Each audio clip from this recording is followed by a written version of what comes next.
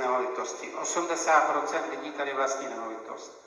Vláda přišla a jejich provládní ekonomové, že se ta daň musí zvýšit 21krát, potom 10krát. Nakonec, protože se báli, tak jenom 2krát.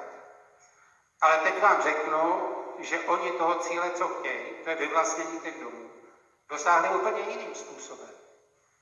A teď poslouchejte jak.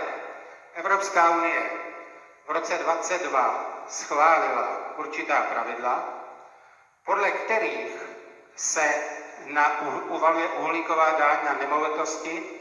Od roku 2027 nemohou být budovy, které nemají energetický štítek E a níže, pronajaty ani prodány. Vy nebudete moct pronajmout ani prodat ten dům.